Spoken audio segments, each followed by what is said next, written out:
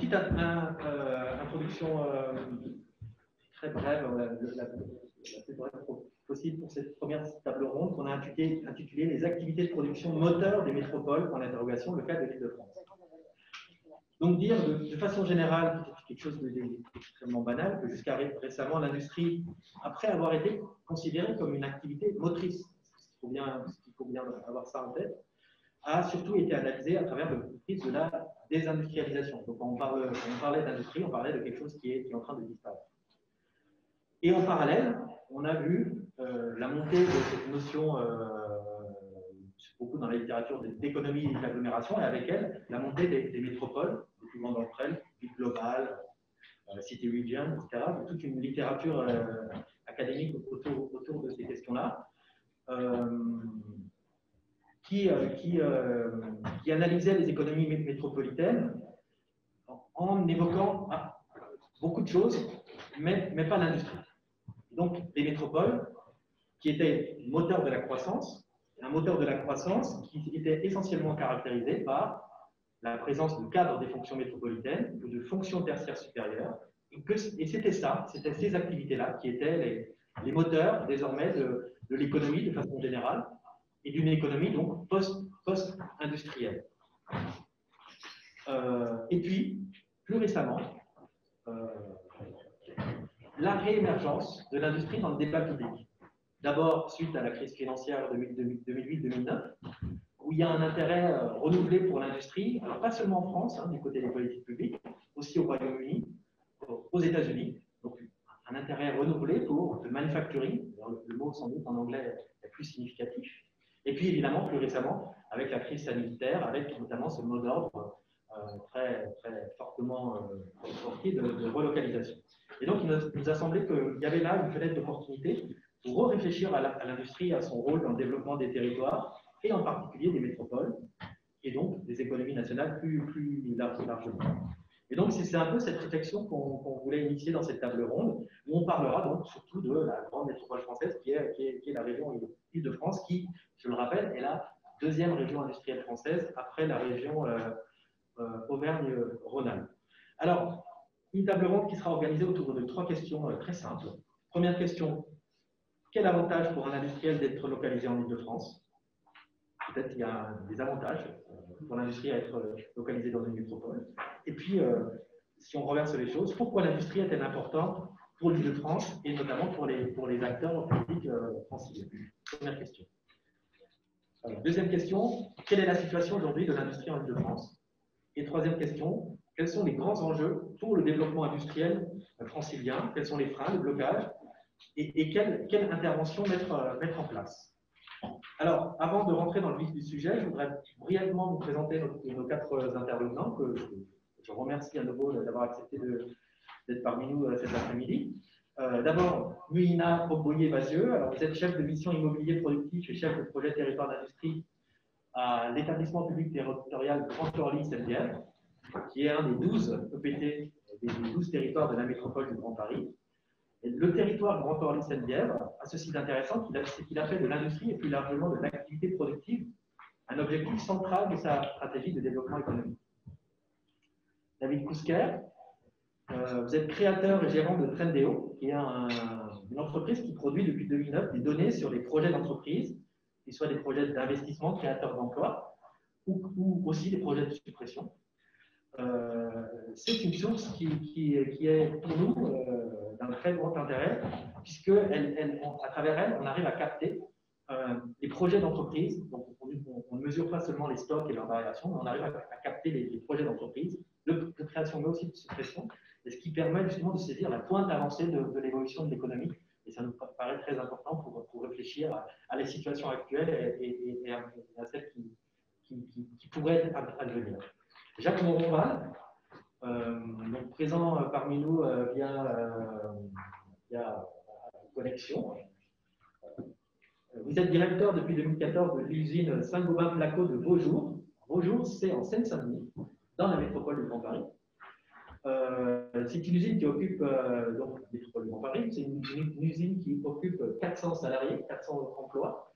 C'est la plus grande usine de plâtre d'Europe, sur un site de 40 hectares, qui est aussi un site historique qui a vu la naissance en fait, de la plaque de plâtre en France.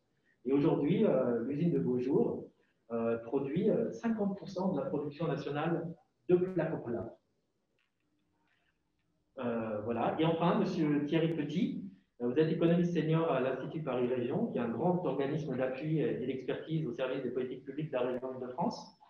Alors, vous avez fait de nombreux travaux et études sur l'industrie francilienne, sur l'industrie du futur, et notamment plusieurs études de filières aéronautique, spatiale, défense, énergie renouvelable et des études sur l'automobile.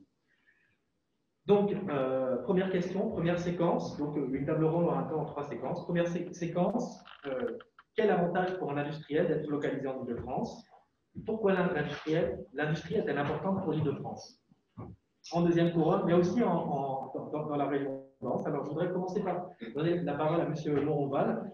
Peut-être lui demander simplement, M. Moronval, plaque au plâtre, êtes-vous un industriel heureux d'être en Île-de-France? Oui, bonjour à toutes et à tous. Oui, alors peut-être pour situer, en effet, comme vous disiez, on fait à peu près la moitié du marché de la plaque et du plâtre pour Saint-Gobain. Et si on prend l'Île-de-France, uniquement l'Île-de-France, on représente à peu près aussi la moitié du marché. Aujourd'hui, pour faire du plâtre et des plaques de plâtre, on a besoin de gypse et donc on a besoin de carrières.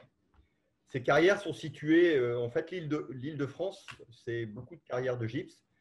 Donc, bien évidemment, carrière signifie que c'est une exploitation assez importante, mais le groupe Saint-Gobain s'inscrit dans la durée, c'est-à-dire qu'on utilise des carrières et on les réhabilite et on rend au territoire d'ailleurs ces zones qu'on a réhabilitées.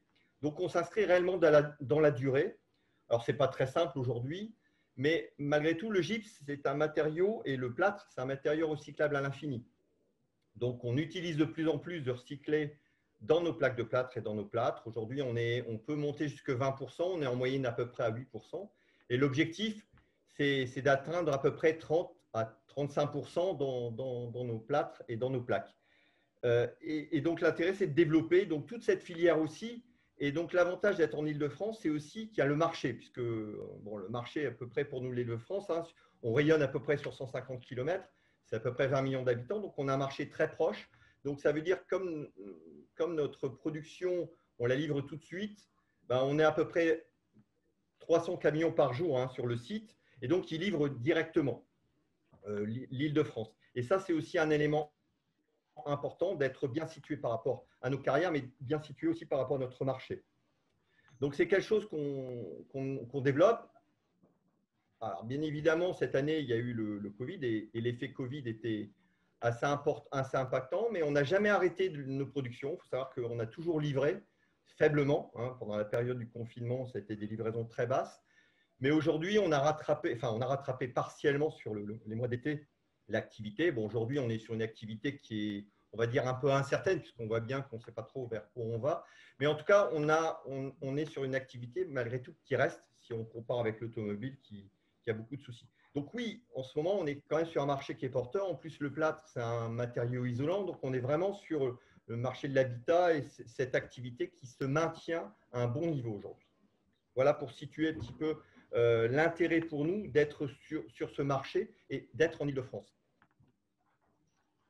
Merci beaucoup. En termes d'effet d'entraînement, c'est quand on dit que l'industrie serait motrice, comment est-ce que vous pourriez qualifier ça de votre point de vue? Est-ce que vous pourriez considérer que vous jouez un rôle moteur dans l'économie francilienne? Ou alors, voilà, vous êtes en Île-de-France parce qu'il y a un gisement de matières premières, voire de matières premières même secondaires, avec l'ensemble des déchets, et puis vous avez vos clients. Est-ce qu'il y a des effets de votre activité qui vont au-delà de simplement l'approvisionnement de matières premières et la clientèle? Il y a deux choses, comme vous dites, bien sûr, il y a les carrières, mais on voit qu'il y a des sites quelquefois qui sont plus éloignés que des carrières. Donc, les carrières, c'est un des éléments, mais ce n'est pas l'élément suffisant. C'est que, bien évidemment, l'aspect marché est entraînant, c'est-à-dire qu'il y a un marché qui est quand même très porteur sur l'Île-de-France, et ça, c'est quand même un élément important. En France, comme vous disiez, il y a l'Île-de-France et puis il y a quand même le sud-est, mais c'est vraiment les deux pôles d'activité qui sont assez importants, même au niveau de plaque au plâtre. Donc, c'est assez entraînant par rapport à ça. Il y a bien évidemment, il ne faut pas oublier qu'il y a l'emploi, même si aujourd'hui, comme vous disiez, les emplois directs, c'est 400 personnes. On ne peut pas dire qu'on va progresser fortement en termes d'emploi, mais on est en train d'essayer déjà de maintenir. de développer très ponctuellement, hein, bien évidemment. Il faut savoir qu'on est au-delà de l'aspect production de plaques de plâtre et du plâtre, on est aussi une plateforme logistique. Donc, c'est-à-dire que Rayonne, bien évidemment, on fabrique du plâtre et des plaques de plâtre, mais on livre beaucoup plus pour nos clients, que ce soit les supports métalliques, beaucoup d'autres éléments. Donc, cet aspect logistique est aussi un élément important. Et on essaie de s'intégrer aussi en Seine-Saint-Denis et sur Vaujours avec les correspondants locaux. Et je pense que sur l'emploi, c'est aussi un élément important. Alors après, on en parlera peut-être tout à l'heure. Il y a les compétences et la recherche de compétences plus fortes par rapport à nos… C'est une autre problématique, mais on en parlera peut-être après. Ok, très bien. Madame Bouillet-Vazieux, alors vous, si on se tourne maintenant du côté des autorités publiques, de votre point de vue, l'industrie et l'activité productive sont importantes. Hein, l'industrie et la production sont au cœur de la stratégie économique de l'établissement public territorial Grand Orly-Seine-Bièvre. Vous pourriez nous indiquer, voilà, en 2-3 mots, pourquoi est-ce que vous avez fait de l'industrie un peu le socle de votre intervention pour l'économie? Déjà, bonjour à toutes et à tous. Donc oui, en effet, comme vous avez pu le dire au début, c'est vrai que le territoire comme indicateur n'a pas échappé à la désindustrialisation, c'est un fait. Mais sa vocation pour nous productive est toujours importante et significative. Déjà, du fait de la proximité de Paris, des infrastructures routières, on a néanmoins de grands équipements, notamment le mine, l'aéroport, des grands sites un grand site économique sur lequel peuvent venir s'implanter des activités. Mais à cela aussi s'ajoutent d'autres éléments très importants, différenciants, qui sont tous liés aussi à l'écosystème, liés à l'innovation, de la formation. C'est vrai qu'on a un travail qu'on a mené à l'échelle du territoire, où on a pu identifier qu'il y a près de 130 formations liées aux activités industrielles productives. Voilà, que ça vient aussi bien en matière de robotique, d'électronique, d'industrie, mécanique. Donc pour nous, c'est vraiment tout cet écosystème aussi qui fait qu'actuellement, l'activité industrielle, mais j'aurais vu largement l'activité de l'activité productive, est encore présente de manière significative au niveau du territoire.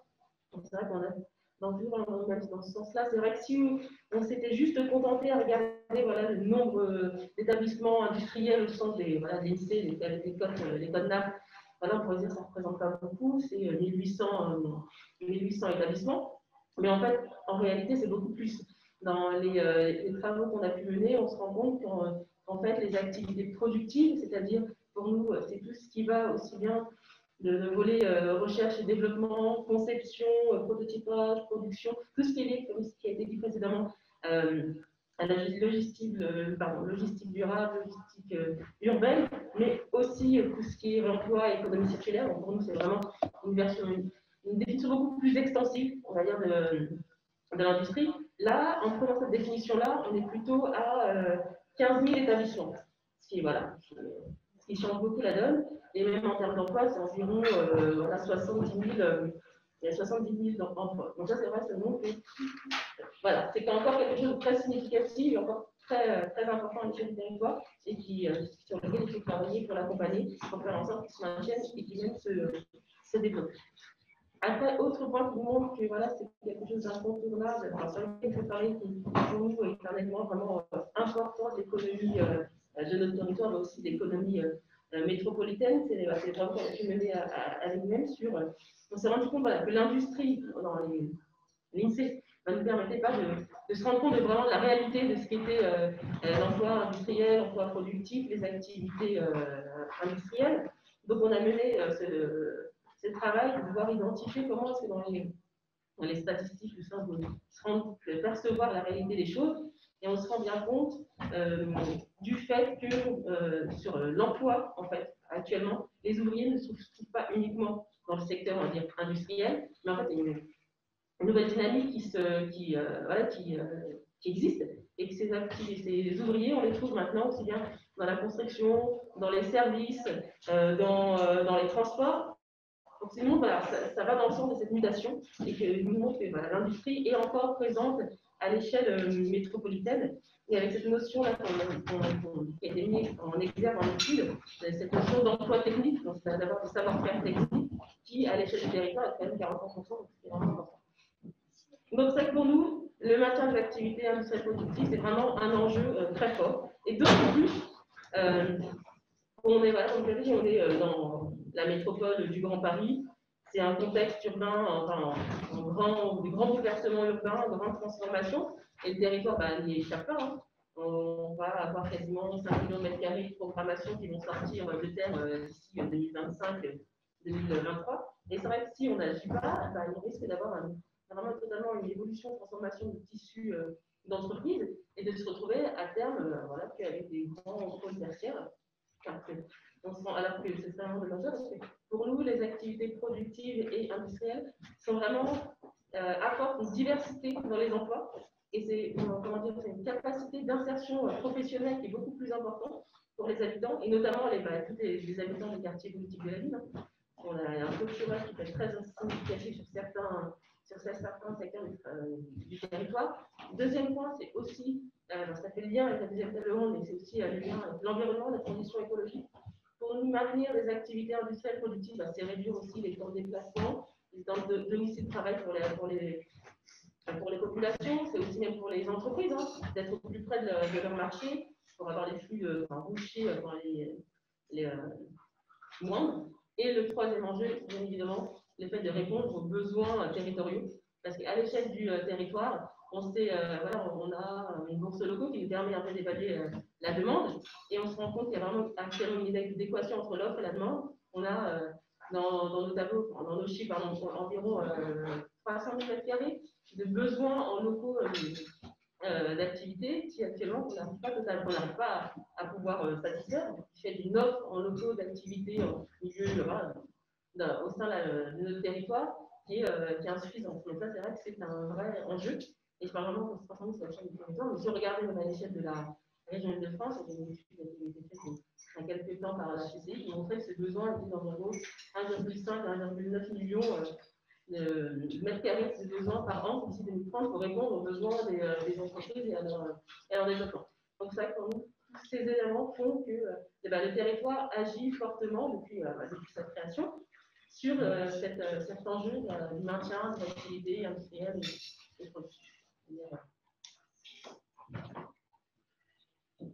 Très bien, merci beaucoup. Donc, il apparaît là, à travers ces deux témoignages, qu'il y a apparemment des promesses de développement industriel autour de l'activité productive qui existent, qui préexistent déjà à l'état peut-être un peu latent, ou en tout cas dont on n'a peut-être pas forcément connaissance et qui nécessitent peut-être d'adapter les contextes urbains à ça, peut-être de plus les accompagner à minima. Alors peut-être, du coup, ça permet peut-être de passer à la deuxième séquence qui est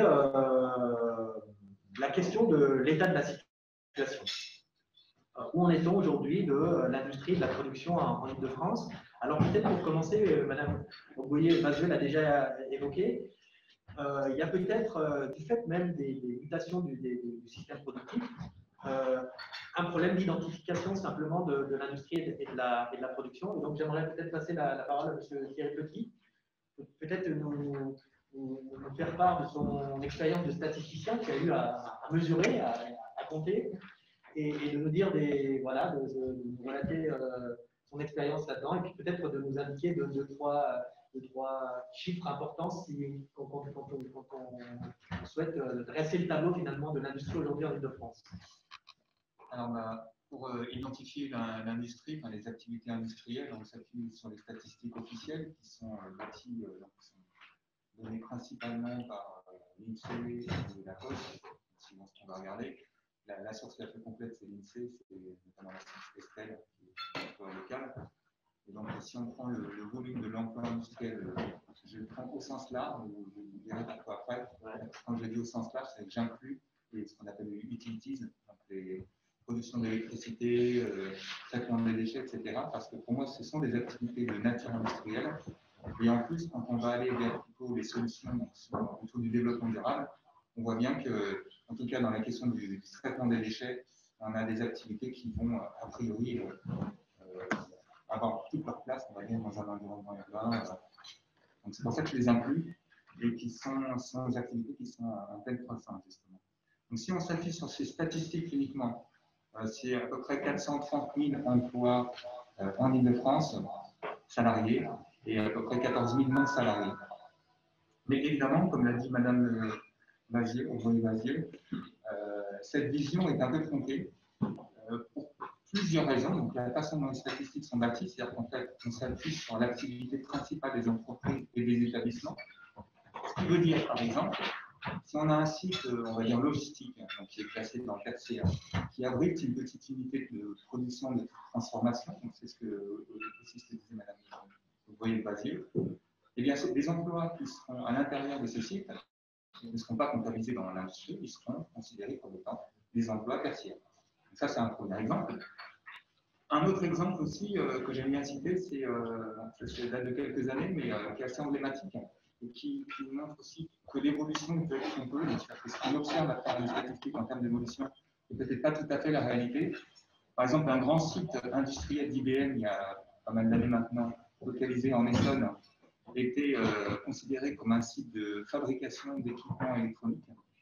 Et à partir du moment où une partie de sa production a été transférée ailleurs, la majorité de ces emplois a basculé dans les fonctions de promotion des ventes, etc. Donc, du coup, le site a basculé d'un seul coup, d'une année sur l'autre, à commerce de gros d'équipements électroniques.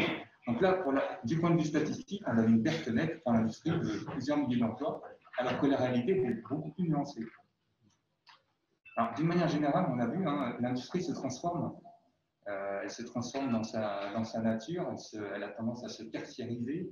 Elle a aussi beaucoup externalisé l'activité au cours de son histoire, au cours de on va dire, les 40 dernières années. Et donc, ce qui explique aussi en partie, sans non plus ne pas cacher le fait qu'en effet, il y a eu une vraie désindustrialisation, il y a bien eu des départs d'établissements pour d'autres régions, d'autres pays, il y a bien eu des disparitions d'établissements qui ont fermé purement et simplement, mais il y a aussi un effet qui est aussi lié à ces externalisations, notamment d'activités vers des activités tertiaires. Et je peux vous citer dans quelques cas pour illustrer mon propos, c'est le fait qu'en effet, par exemple, l'industrie maintenant, c'est aussi une part non négligeable, on va dire, d'intérimaires. Donc, sur les sites de production, les intérimaires, ça peut représenter entre 10 et 20% des effectifs, en plus des salariés présents de l'entreprise. Et ces intérimaires, évidemment, sont comptés dans les services. C'est de la logistique, c'est du gardiennage, c'est du nettoyage. On peut aussi avoir des externalisations de services informatiques. Et puis, quelque chose qu'on a tendance à un peu oublier, c'est que l'industrie est aussi très, très utilisatrice de services supérieurs en termes de recherche et développement. Donc, beaucoup de bureaux d'ingénierie, de très grands cabinets d'ingénierie, travaillent pour l'industrie en phase amont. Encore un chiffre pour vous illustrer mon propos. Le technocentre de Renault, c'est 10-11 000 salariés. Il y a 3 000 sous-traitants de ce type d'activité qui sont aussi présents sur des sites. Donc, ça n'a rien de négligeable. Et quand j'avais travaillé sur l'industrie automobile, sur les 70 000 emplois que j'ai identifiés, on a 8 000 emplois qui relèvent aussi des services supérieurs, donc d'ingénierie. Alors, l'industrie, donc on voit bien, c'est pas évident de l'identifier en tant que telle. Elle a en fait un effet d'entraînement du fait de cette externalisation d'activité. Elle a en fait un effet beaucoup plus fort, un effet d'entraînement assez fort. Les économistes estiment qu'un emploi industriel génère directement entre 2 et 3 emplois des services en équivalent temps plein.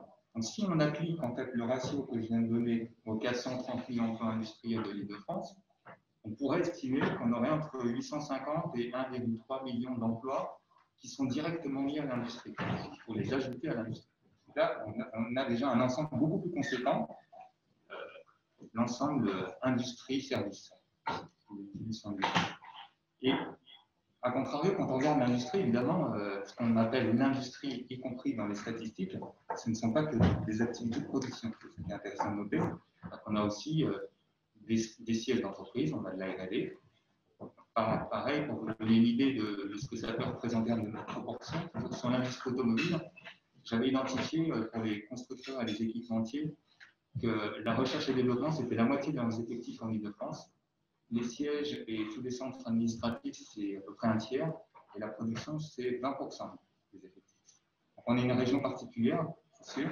Et ça donne aussi une idée de, voilà, qu'est-ce que l'industrie, dans sa forme, en tout cas en Île-de-France, c'est aussi cette réalité-là. Là, on parle des grands groupes. L'industrie aussi, elle est importante parce qu'elle a un très très fort effet d'entraînement sur l'innovation. Juste encore quelques chiffres. Hein. En France, les dépenses de recherche des entreprises, tout secteur confondu, c'est 34 milliards d'euros. Ça, c'est en 2019. 70% de ces dépenses sont le fait directement des entreprises industrielles. Et en fait, on pourrait même rajouter 10% supplémentaires parce que c'est une sorte de dépense indirecte via justement les entreprises de services que je mentionnais tout à l'heure, le service de haute technologie. Donc, on va dire entre 70 et 80% des dépenses de recherche en France, les entreprises sont le fait de l'industrie. Ce qui fait 176 000 personnes dédiées à la recherche. Et en Île-de-France, ça doit être à peu près autour de 70-72 000. Donc ça n'a rien de négligeable, encore une fois, quand on regarde l'emploi industriel en tant que tel. Et il y a aussi un autre effet d'entraînement assez important, ce sont les exportations. Donc là, ça paraît évident, hein. L'exportation de biens, a priori, c'est l'industrie qui les réalise. On a 104 milliards d'exportations en Île-de-France réalisées par l'industrie pour 150 milliards d'importations. Donc on a un taux de couverture qui n'est finalement pas assez important au final, assez consensuellement, avec des secteurs exportateurs qui sont principalement l'aéronautique, puis l'automobile, la pharmacie chimie et le secteur du luxe. Ce que je voulais vous dire aussi, pour finir ce tableau, c'est que l'industrie, ce ne sont pas que des grands groupes avec des très grosses plaques, des très grandes implantations, très grands établissements, mais aussi une myriade de petites entreprises, voire de très petites entreprises. Et en fait, ces petites entreprises constituent l'essentiel des établissements de très loin du tissu productif francilien. Encore une fois, un chiffre, 70% des établissements industriels franciliens sont en fait des TPE, de moins de 10 salariés. Et ce qui est intéressant, c'est que du coup, ces TPE sont extrêmement présentes sur l'ensemble des territoires, donc elles irriguent vraiment l'ensemble des territoires. Il y a un véritable effet de proximité.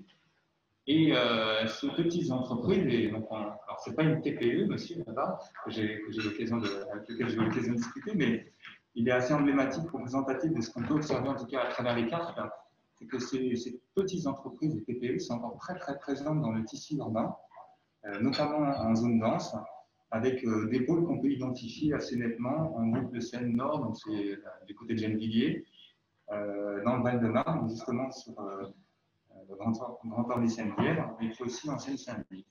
Donc on voit bien aussi que ce sont des territoires qui sont soumis à une forte pression foncière. Donc là, il y a des enjeux aussi dont on parlera peut-être. On reviendra tout à l'heure. Merci beaucoup. Je passe peut-être la parole à M. David Pousquer pour nous donner peut-être des éléments de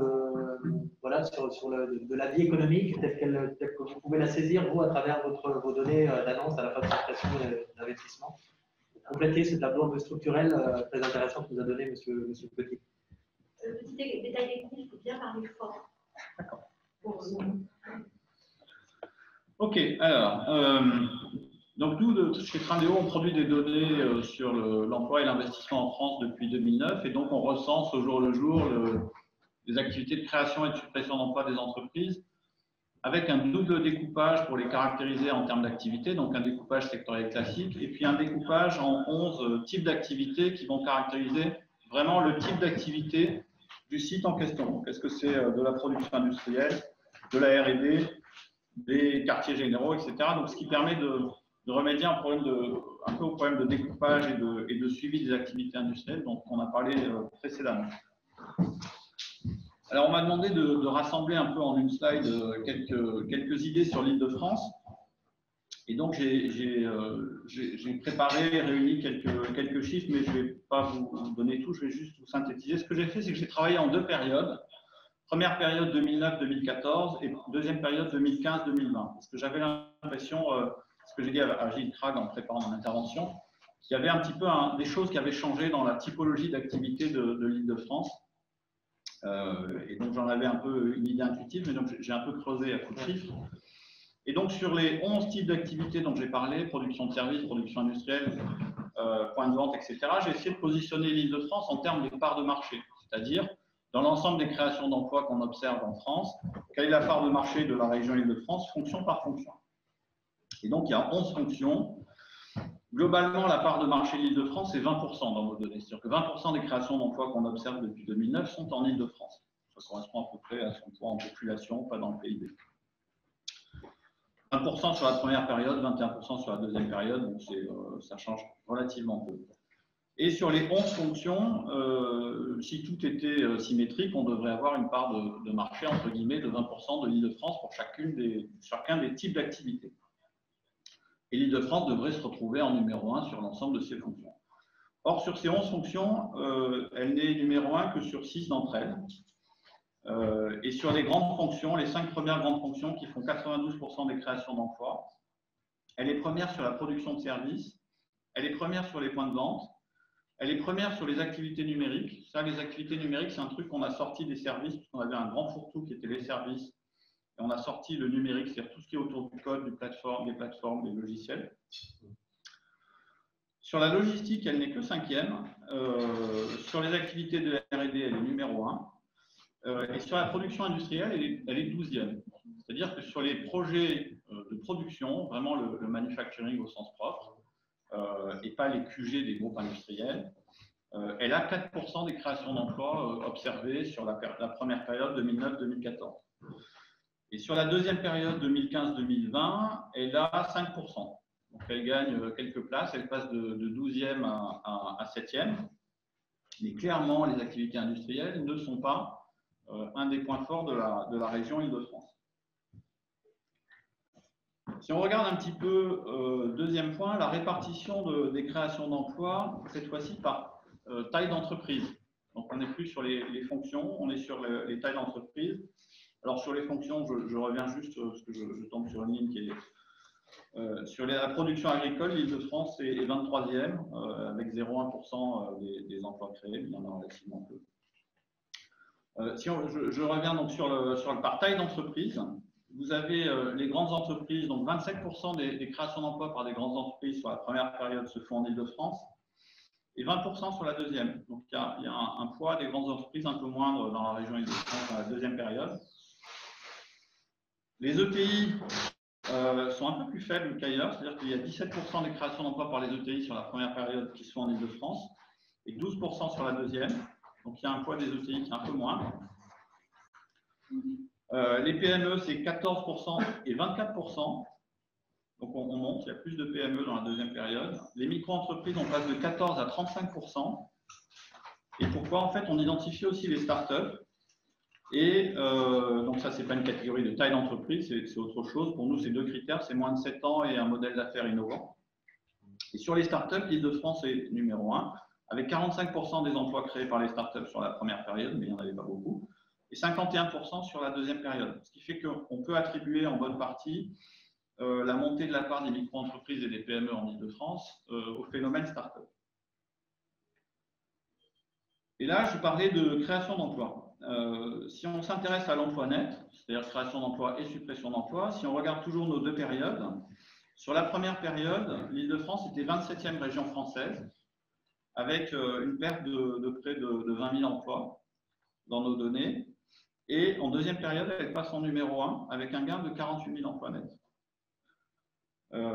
Et parmi les phénomènes, quand on décompose cette variation, donc en fait, il y a un solde qui varie de 70 000 emplois nets entre les 2 périodes. Et quand on analyse les raisons de cette variation, le numéro 1, c'est l'amélioration des emplois dans la production de services. Donc on était en positif en première période, on était à plus 2, on passe à plus 30 000.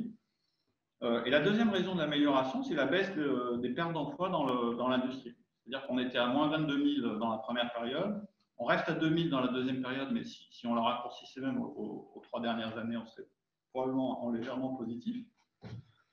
Ce qui fait que l'industrie est un peu un enjeu négatif pour l'Île-de-France, c'est-à-dire elle n'est pas très bien positionnée en termes de création d'emplois, sur la dynamique, sur le flux, mais elle a un tel stock dans l'industrie que quand ça va mal dans l'industrie, ça lui coûte très cher.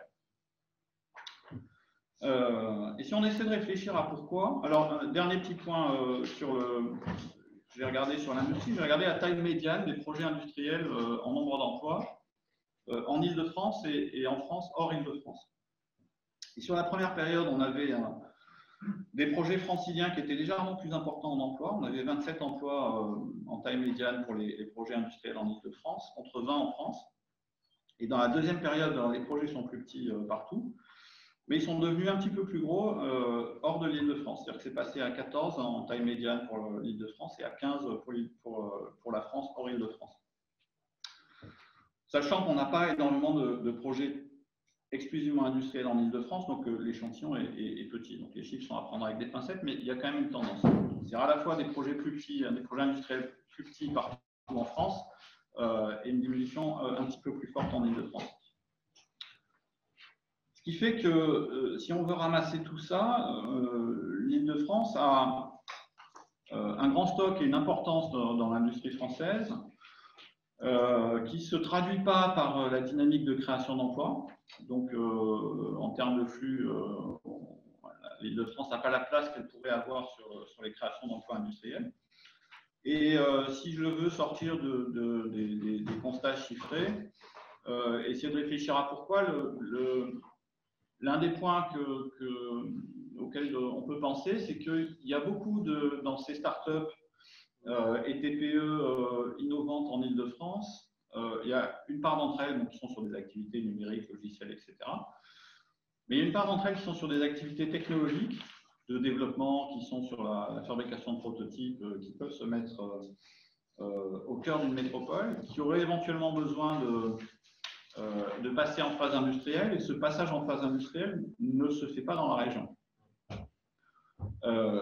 Un truc typique qui n'est pas encore réglé, mais vous avez dans les nouveaux projets industriels créateurs de beaucoup d'emplois, c'est-à-dire qui vont un peu à contresens de tout ce qu'on voyait, les projets de fabrication de batteries pour véhicules électriques. C'est-à-dire que c'est des projets, des types de projets qu'on ne voyait plus, c'est-à-dire des projets à plusieurs centaines, voire milliers d'emplois. Aujourd'hui, il y en a 3 qui ont été annoncés dans les 3 dernières semaines. Au milieu de la pluie de mauvaises nouvelles, il y avait ces 3 bonnes nouvelles, mais c'est des projets qui sont à horizon 2022-2023. Il y a eu un projet Verkor, qui est une start-up qui est un peu aidée par Schneider Electric. Il y a le projet PSA Saft et il y a un projet chinois de la société Envision. Donc il y a 2 de ces 3 projets qui ne sont pas localisés encore. Mais clairement, j'ai vu nulle part que l'Île-de-France était positionnée pour accueillir ces projets. On parle beaucoup du Nord, de Rhône-Alpes. Donc je ne sais pas où ils seront. C'est des projets qui ont besoin de 200 hectares. Donc c'est minimum 50, ça peut aller jusqu'à 200 hectares pour des projets comparables qu'on observe. Voilà, je pense qu'il y a dans l'enjeu de l'Île-de-France sur la dynamique de création d'emplois industriels, il y a aussi une question d'accueil, du développement de ces entreprises technologiques qui, au moment où elles ont besoin de passer en production, sont peut-être contraintes de réfléchir à le faire ailleurs que dans la région. Merci beaucoup. Et la transition est toute trouvée, puisque séquence numéro 3, autour la question des enjeux, la question des freins, des blocages et de l'intervention publique éventuellement pour solutionner les problèmes en tout cas certains des problèmes que vous avez évoqués. Alors peut-être je propose cette troisième séquence la structurer en 3. Commencer par parler de la question foncière immobilière. Vous avez parlé de projet à 100 hectares, donc ça interroge un peu la disponibilité foncière et la question de l'immobilier. Ensuite, faire un focus sur la question de l'écosystème. Donc là, M. Cousclair, de la même façon, vous avez signalé peut-être des défauts un peu dans la capacité à construire des trajectoires de développement et à nouer peut-être des partenariats, peut-être entre start-up et autres types d'entreprises, et puis peut-être finir par la question de l'emploi, parce que Mme Boyer-Mazieux l'avait évoqué dans sa première intervention. Alors peut-être pour commencer sur le foncier et l'immobilier, peut-être Madame Ogoyer-Vazieux, puisque vous êtes chargée d'une mission immobilier productive, peut-être nous évoquer comment est-ce que la Grande Orly Seine-Bièvre, vous avez fait de cette question foncière immobilière un peu le cœur du sujet de l'industrie. Il est vrai qu'au sein du développement économique du territoire, cette création de cette mission immobilier productif, dont je suis la responsable, en fait, dont l'enjeu, c'est de pouvoir un peu créer les conditions favorables, en effet, au développement, à l'implantation d'activités, en arrivant à mobiliser le foncier et notamment en arrivant à identifier un peu des outils innovants qui permettent un peu de lever les freins qui existent sur notre territoire, sur des freins qui sont partagés au niveau des territoires urbains denses. Donc c'est vrai qu'au niveau du foncier, comme vous l'avez dit, précédemment, c'est vrai qu'à un moment qu'on arrive à la concrétisation et à l'implantation de l'activité, on se retrouve un peu bloqué avec l'absence de foncier dédié pour pouvoir accueillir ce type d'activité. En fait, nous, au niveau de nos, quotidiennement, au niveau de nos projets d'aménagement, on a en effet des programmes qui sont inscrits au niveau des différentes opérations d'aménagement. Au niveau du territoire, on a environ 700 000 m² qui sont dédiés à pouvoir accueillir des activités industrielles productives, des activités productives, mais c'est vrai que quotidiennement, on se retrouve un peu bloqué avec de nombreux freins pour arriver à la sortie de ces projets immobiliers. Donc, c'est en effet lié au contexte, à la rareté, à la cherté du foncier. On est au port de Paris. On est à la fois sur le 94 et sur l'Essonne, avec une pression très forte. On est en plus notamment sur les territoires du Nord, Ivry, Vitry, Arcueil, pour un peu nous permettre de vous présenter les choses. Et donc, c'est vrai que là, quand on a des opérations immobilières, on se retrouve un peu bloqué par rapport aux charges foncières. Et en fait, nos programmes d'immobilier productif se retrouvent en concurrence directe avec des programmes beaucoup plus rentables, donc que ce soit du logement déjà, avec l'enjeu de production importante de logements sur Paris, mais aussi au niveau tertiaire. Donc, typiquement, des fois sur des opérations, on a des charges foncières qui sont environ à près de 300 € du mètre carré. Et c'est vrai que pour les TPE, PME, ça c'est différent. En bout de chaîne, on va dire, de la production d'immobilier, ça nous amène à des valeurs locatives qui sont beaucoup trop excessives, beaucoup trop importantes, et que les TPE, PME ne sont pas en capacité de supporter. Nous, à l'échelle du territoire, on va dire que les loyers, c'est du 110 à on va dire 140 € du mètre carré pour des locaux d'activité. Donc c'est vrai que quand on a en amont tout ça, des charges foncières à 300, il y a un gros blocage. Donc c'est vrai que nous, au niveau de donc il y a ce blocage, peut-être aussi un autre blocage à mettre en avant, c'est aussi du côté plutôt des investissements maintenant. Donc là, c'est plutôt au niveau des investisseurs qui, on va dire, je ne vais pas parler des investisseurs à des prêts classiques qui interviennent au sein de parcs d'activités, d'activités qui, quand on va dire, juste se limiter à faire des locaux d'activité en rez-de-chaussée, ils savent faire quand c'est en zone d'activité, on va dire qu'on doit pouvoir produire des locaux d'activité vraiment dans le tissu urbain, à proximité, en pied d'immeuble. Là, en effet, on se retrouve bloqué à avoir du mal à attirer des investisseurs qui se positionnent sur ce type d'actifs. Et c'est vrai que pour nous, on a pu identifier plusieurs raisons à ça. Déjà, c'est vrai que tout ce qui est, quand ce n'est pas des acteurs vraiment spécialisés, tout ce qui est le marché des locaux d'activité, c'est beaucoup plus obscur. Je veux dire, c'est pas comme le tertiaire, où il y a des études, c'est assez bien connu. Il y a aussi la problématique que, comme on l'a dit tout à l'heure, c'est dans beaucoup des TPE, PME, donc c'est plus, elles ont besoin de petites surfaces en termes d'immobilier. Et c'est vrai que pour ces investisseurs, ça demande des coûts, en termes de gestion, beaucoup plus importants, des turnovers. Donc voilà, ça fait des frais supplémentaires, surtout au niveau de leur taux de rentabilité, ils en demandent encore un peu plus. Et je dirais aussi, dernier point qui explique aussi ce manque d'appétence pour les locaux d'activité, c'est aussi, et aussi la troisième fois, c'est la question de la pré-commercialisation. C'est vrai que ces investisseurs, même si après on arrive à en capter un, après on se retrouve toujours bloqué sur la question de la pré-commercialisation, où ils attendent 60-70% de pré-commercialisation. Et là, toujours la même problématique, les entreprises, elles ne sont pas en capacité de se projeter 2 ans en avance sur des immobiliers qui ne sont pas encore sortis. Donc c'est vrai que tout ça, c'est des freins majeurs à la production et à la sortie de ce type d'immobilier. Et après aussi, autre frein, mais ça c'est tout ça travailler avec tous les acteurs de l'immobilier, les aménageurs, tout ça, c'est la question de la cohabitation et la question de l'acceptabilité entre le logement et les activités. Donc ça, c'est quelque chose qui se travaille.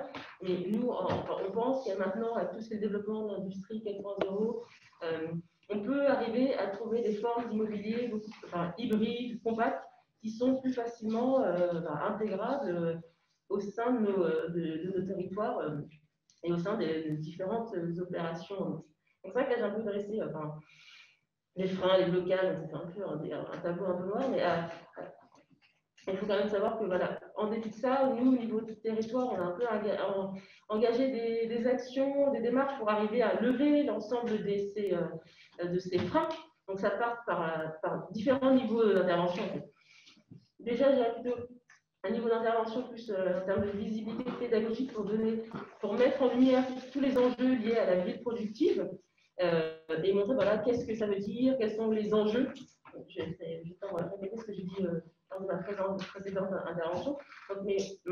Pour cela, on a publié, on a été à l'initiative de l'élaboration, de publication du manifeste, on appelle manifeste sur un territoire industriel et productif, qui est aujourd'hui, depuis 2018, et qui est aujourd'hui signé par une cinquantaine d'acteurs de différents horizons, aussi bien les grands acteurs institutionnels, les chambres consulaires, que des opérateurs immobiliers, des aménageurs, mais aussi bien évidemment des entreprises, TPE, grands groupes. En fait, si vous voulez, ce document met en avant des convictions partagées par l'ensemble des acteurs, c'est-à-dire la notion d'avoir une ville mixte, résiliente, cette conviction de vouloir maintenir des activités productives en milieu urbain dense, aussi l'enjeu de la revalorisation des emplois industriels, mais ça, on en reparlera tout à l'heure, et aussi qui met aussi en parallèle la question des solutions. Quelles sont les solutions qu'on peut mobiliser pour arriver à lever l'ensemble de nos freins? Donc aussi bien des solutions, c'est-à-dire plus classiques en termes de sanctuarisation de foncier dans le cadre des PLU et du mouvement du PLU, mais la question aussi de la mobilisation des travailleurs en partenariat avec les acteurs publics, privés, la question aussi des formes immobilières innovantes, la question d'outils innovants qui n'existaient pas encore, mais qu'on souhaiterait pouvoir expérimenter et mettre en place à destination des investisseurs. Je parlais d'un système de garantie locative qui existe plutôt dans le logement social, et qu'on arrive à le transposer pour l'immobilier d'entreprise. Donc voilà. Donc c'est vrai que pour nous, tous les signataires de ce manifeste, c'est vraiment des partenaires avec lesquels, des partenaires privilégiés avec lesquels on peut travailler sur ces différents sujets. Après, autre point, on a parfaitement, on sait qu'on n'est pas le seul à être confronté à cette problématique du maintien des activités industrielles productives. Il n'y a pas que le Grand Paris Seine-et-Marne, il y a d'autres territoires au sein de la métropole qui sont aussi confrontés à cette problématique. Donc on dit qu'on est toujours plus fort à plusieurs. Et donc, on a un peu initié avec d'autres territoires, donc il y a l'extension qui vient tout à l'heure, les telles communes, la ville de Paris, Grand Paris Sud-Est, c'est pouvoir un peu se mobiliser ensemble pour pouvoir élaborer un guide, un livre blanc sur toute la palette d'outils mobilisables pour pouvoir développer arriver à sortir du mobilier productif en milieu urbain dense. Donc pour nous, c'est un document qui se veut un outil d'aide à la décision à destination de l'ensemble des acteurs, que ce soit nos villes, que les aménageurs, les acteurs institutionnels. Donc voilà. Et après, bien évidemment, troisième axe action qui est importante à l'échelle du territoire, c'est avec la labellisation territoire d'industrie. Donc, c'est vrai que toute cette dynamique d'action qu'on a mis en œuvre depuis la création du territoire a permis fait en sorte qu'on a été labellisé territoire d'industrie. Donc, territoire d'industrie, c'est un dispositif, enfin, une démarche qui a été lancée au niveau national, mais dont le but, c'est de pouvoir accélérer la sortie de projets industriels sur nos territoires. Et donc, c'est vrai que nous, on s'est saisi de ça pour co-construire aussi bien avec les entreprises, les acteurs, les villes, un plan d'action qui borde vraiment toutes les problématiques, hein, que ce soit la question du foncier, de l'emploi, de la formation, et avec aussi un gros volet porté de projets d'entreprise, hein, que ce soit la biofabrication d'organes, de stations hydrogène bas carbone, de pouvoir définir des plans de formation sur tout ce qui est mécanicien aéronautique. Donc, vraiment pour montrer que c'est assez vaste et que ça brosse de nombreux sujets et qui pour nous sont indispensables pour pouvoir maintenir et développer l'activité productive et industrielle sur le territoire.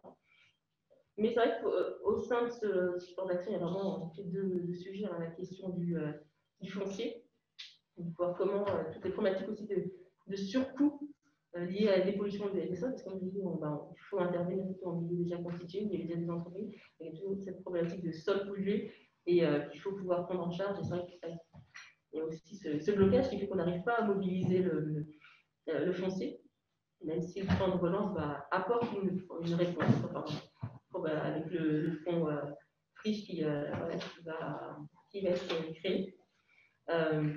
Et l'autre sujet, donc, c'est la formation, on en parlera plus tard. Mais pour dire que on est arrivé quand même sur le territoire d'industrie à pouvoir, même s'il n'y avait pas de financement dédié, en tout cas jusque-là, on verra ce que ça donne avec le plan de relance, même s'il y a des éléments qui sont plutôt positifs, on est quand même arrivé à pouvoir solliciter certains acteurs pour nous permettre d'avancer sur différents sujets, le cofinancement d'études, sur la réflexion, la création d'outils, structures patrimoniales pour arriver à pallier la carence des investisseurs privés, la question aussi de cofinancement d'études. Donc, c'est vrai que de nombreuses actions sont menées, mais je vous parlerai du volet formation un peu plus. Merci beaucoup. Donc, il y a un vrai dossier foncier quand on parle d'industrie en Ile-de-France, on l'a bien compris. Alors, il y a aussi au passage ce nouvel objectif zéro artificialisation nette qui est arrivé aussi dans le paysage un peu réglementaire. Je pense qu'on ne va pas avoir le temps de l'évoquer, ou on l'évoquera peut-être en discussion si on a un peu de temps. Là, je voudrais qu'on passe tout de suite à la question de l'écosystème pour avoir certains points de repère,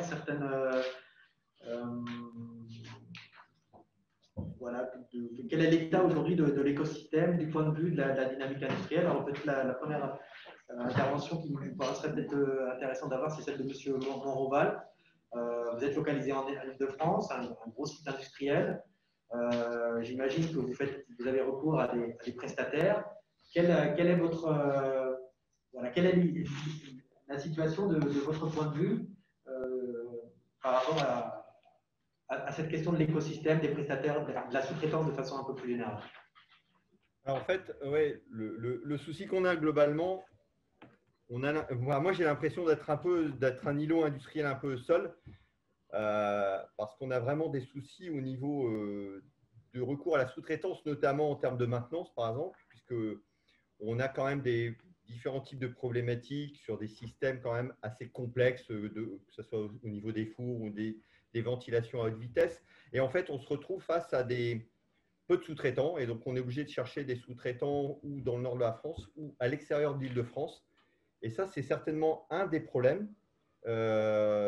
Après, ça va même plus loin parce que sur un certain nombre d'aspects qui sont sur le recrutement, on a des soucis aussi pour certains types de recrutement sur des métiers bien spécifiques de maintenance. Donc, et qui sont liés clairement aussi au positionnement, enfin à la région.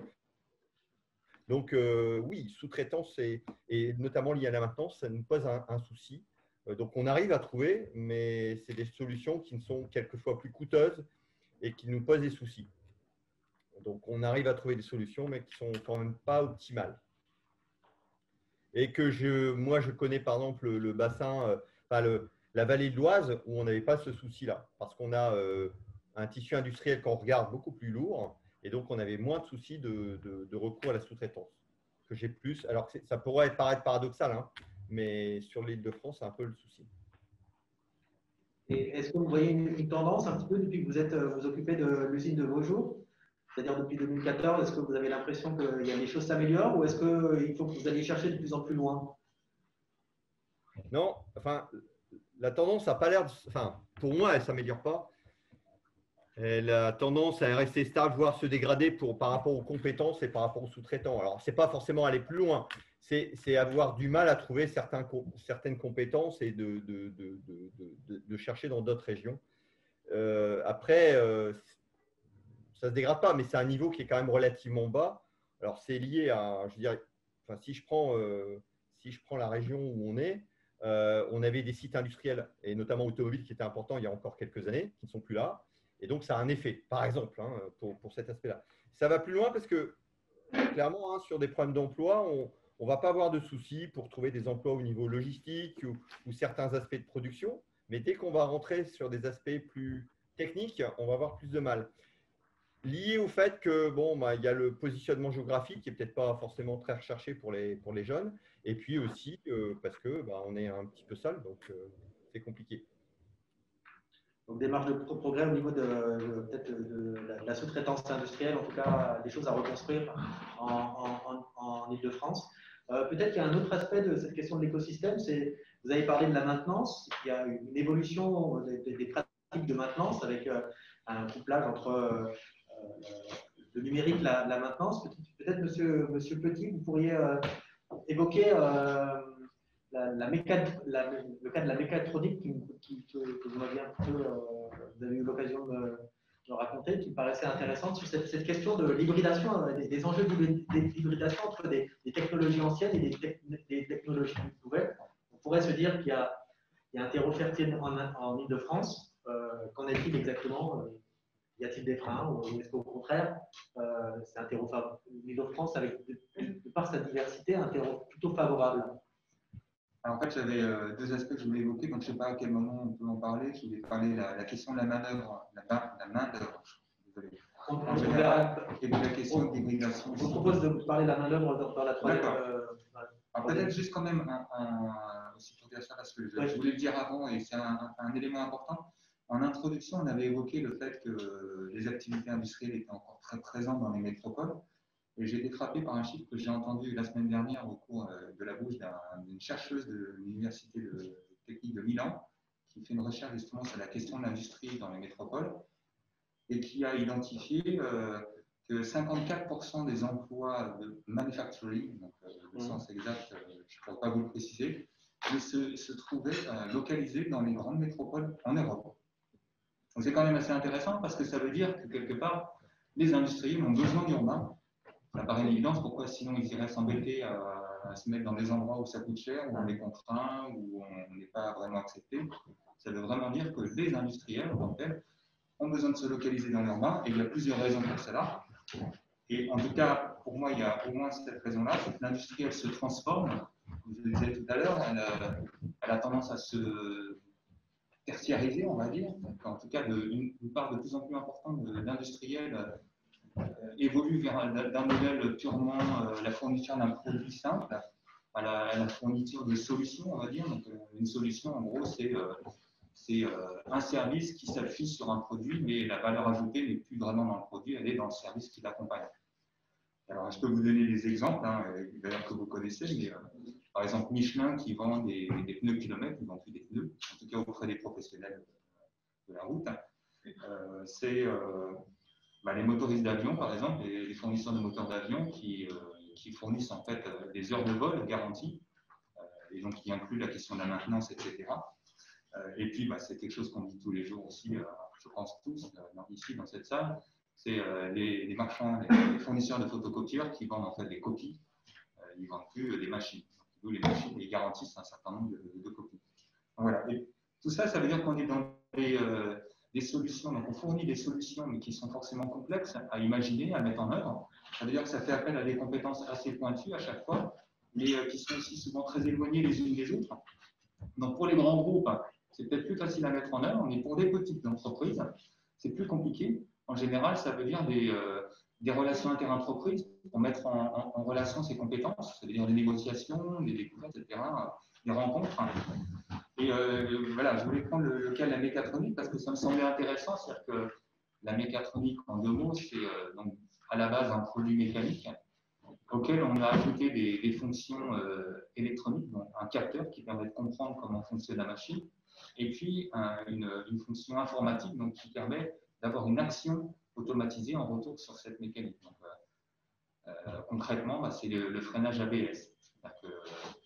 La voiture est capable de comprendre que la roue tourne trop vite pour freiner brusquement, donc elle adapte la pression du freinage. Voilà, donc là, c'est une action en retour, c'est ça la mécatronique.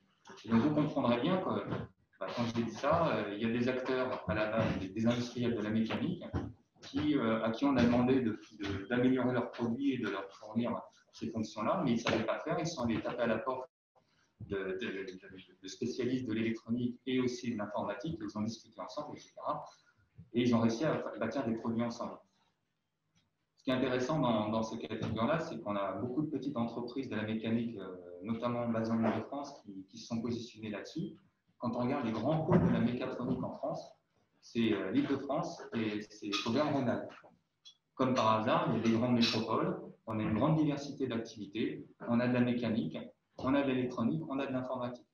Donc là aussi, on comprend bien que l'industrie qui est un peu en pointe et l'industrie du futur, quelque part, son intérêt, c'est de se localiser dans un environnement relativement riche où il y a des opportunités de collaboration, pas forcément avec des acteurs qui sont leurs pairs directement, mais voilà, d'aller chercher des compétences, en fait. Quand on dit compétences, pour moi, ce n'est pas que à intégrer dans l'entreprise, c'est aussi des compétences à l'extérieur avec lesquelles ils pourront collaborer.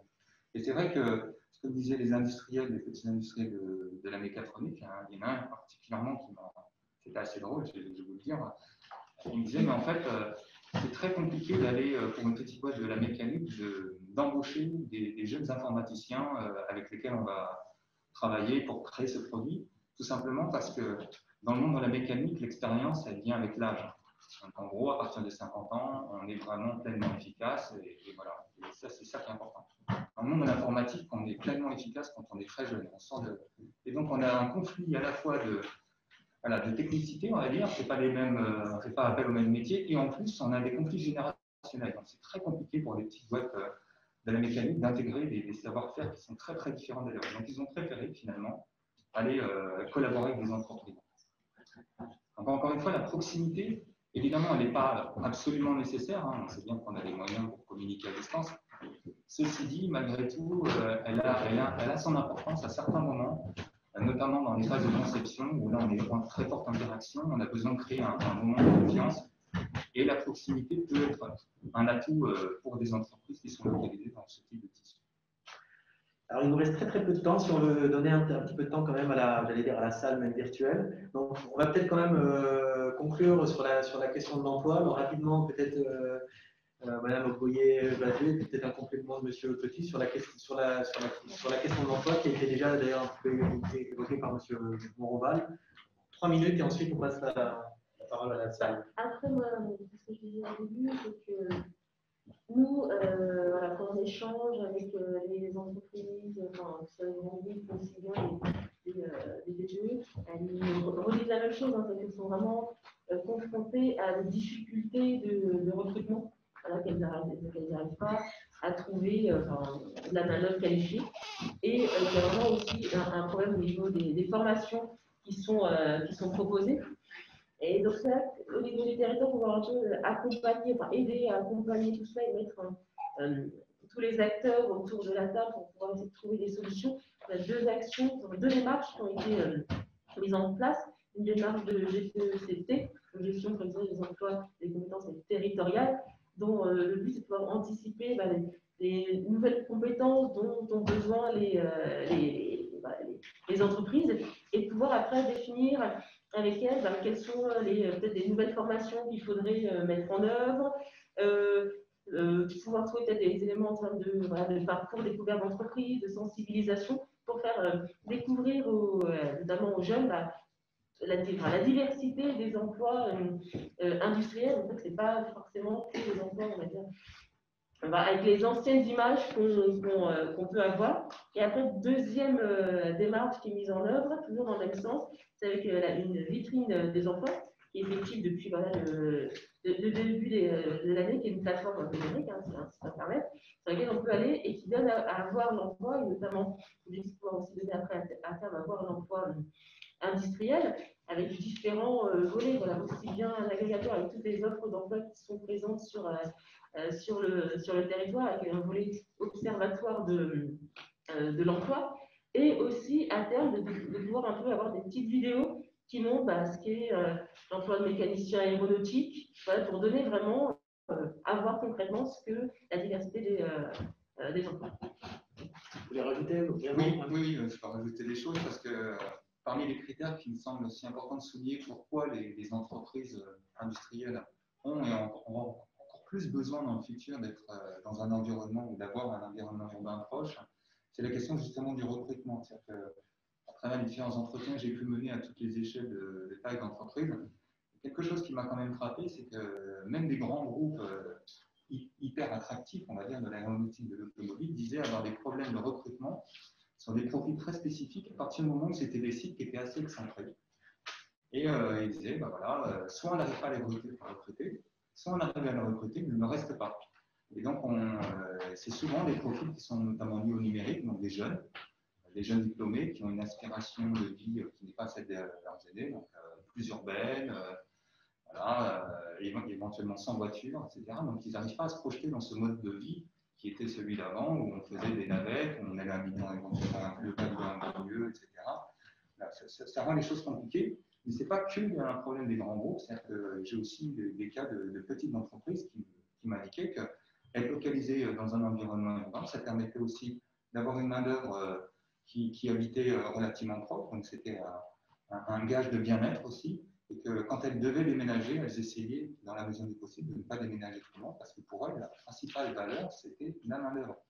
Et donc, quand on a un profil rare qui n'est pas forcément un diplôme, juste un profil rare, mais si jamais ils le perdent, pour eux, c'est une catastrophe. Parce que pour le retrouver, le reformer, c'est. Donc, ça aussi, c'est un enjeu, y compris pour les petites PME et TPE, dont je disais, qui sont notamment très insérées dans l'urbain.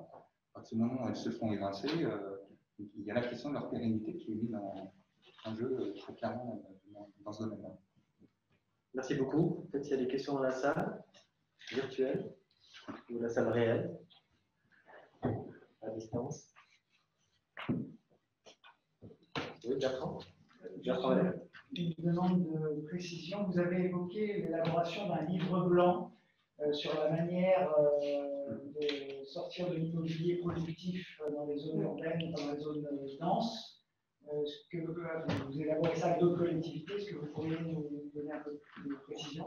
Oui, en fait, ce sera un livre qui brosse un peu tout le champ, tous les champs d'intervention sur lesquels il faudra intervenir pour sortir de l'immobilier. Donc, aussi bien au niveau réglementaire, c'est-à-dire voilà, au niveau des PLU, quel type d'outils on peut mettre en œuvre au sein des PLU pour réglementairement favoriser la production d'immobilier productif. Donc, c'est la question du zonage, de la sanctuarisation, des OAP, des différentes réglementations qu'on peut mettre en œuvre. Mais c'est aussi une autre dimension sur les montages. Voilà, quel nouveau montage on peut mettre en œuvre, type découplage foncier immobilier, la question des baux amphithéotiques, des baux à construction, même la question maintenant du bail réel solidaire qui actuellement se fait à l'échelle des logements. Mais voilà, la question c'est comment est-ce qu'il n'y aurait pas une réflexion engagée pour pouvoir le transposer au niveau des immobiliers productifs, des locaux d'activité. Et après aussi sur tous les volets financiers. L'objectif c'est que ça brosse toutes les différentes thématiques. Donc là, c'est encore un travail qui est en cours avec les 4 autres territoires avec lesquels on travaille. Mais l'objectif, c'est de sortir. Et qui est l'initiative de ce groupe de travail, enfin de ce C'est bon.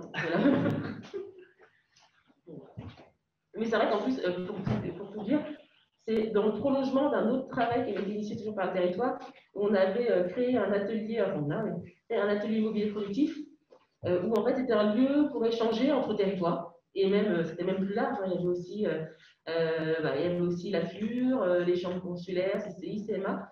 C'était un lieu un peu de partage, de retour d'expérience où chacun, voilà, on disait les projets sur lesquels on avait travaillé, ceux sur lesquels ça avait fonctionné, ça n'avait pas fonctionné.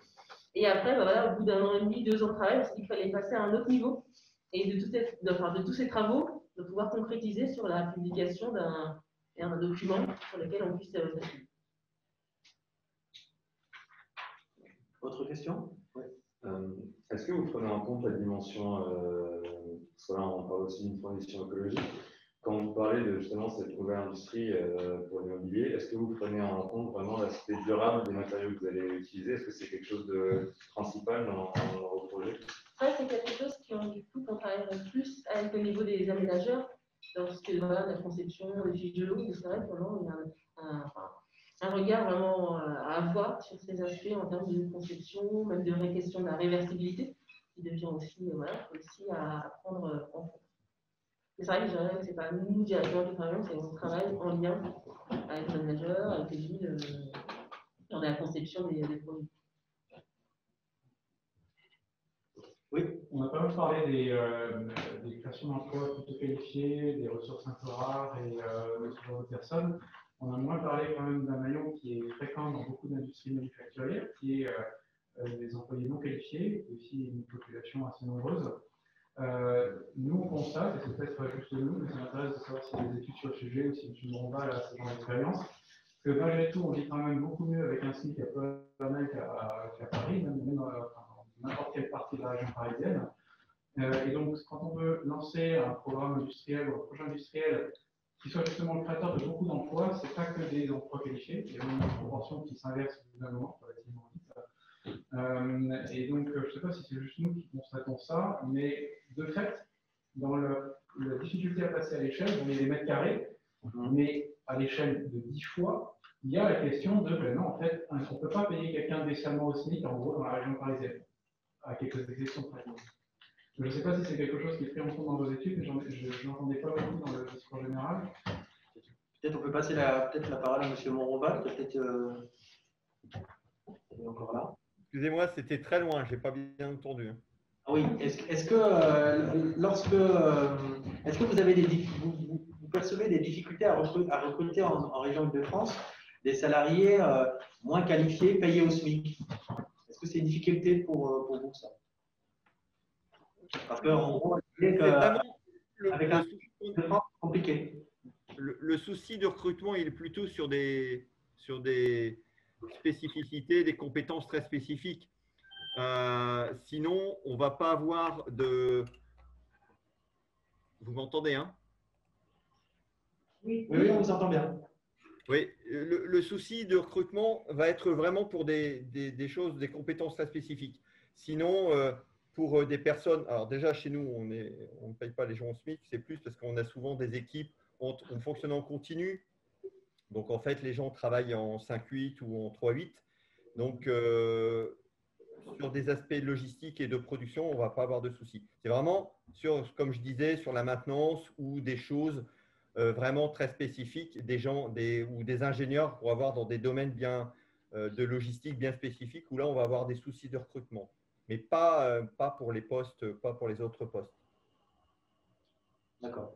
Et du coup, les gens peut-être moins qualifiés que vous avez dans votre usine, ils habitent en Île-de-France ou est-ce qu'ils viennent aussi de la région Hauts-de-France qui est juste au-dessus, qui n'est pas très très loin finalement? Ouais. Alors, en fait, on a deux types de population. Nous, on a un plan de mobilité et on a regardé justement cet aspect-là. On a bien évidemment majoritairement les personnes qui vont être les opérateurs et l'encadrement. Une partie de l'encadrement va être dans la région proche. Donc, ça va être ou directement sur Tremblay, Villeparisis, Vaujours, bien évidemment, ou Courtrai, enfin, les villes et les villages qui sont derrière. Après, il y a un tout petit peu vers l'Oise, parce qu'on n'est pas très loin d'Amartin, etc. Mais c'est beaucoup plus limité. Après, on va avoir un certain nombre de personnes qui vont être sur Paris, plutôt des cadres, qui vont après avoir une vie sur Paris qui vont venir. Mais sinon, c'est quand même majoritairement, puisque c'est quand même une usine et c'est plutôt la partie production, c'est majoritairement en local. Ce qui pose souci d'ailleurs parce que les transports en commun, paradoxalement, sont très peu utilisés chez nous, parce qu'en fait, la desserte au niveau transport en commun n'est pas on n'est pas si bien desservi que ça. Donc vous êtes sorti de la zone dense et c'est effectivement une équation un peu différente. Oui. Bon, après, voilà, on fait face. Oui. Bon, je pense qu'il faut qu'on s'arrête, parce qu'on a épuisé notre temps. Merci beaucoup à tous et à toutes.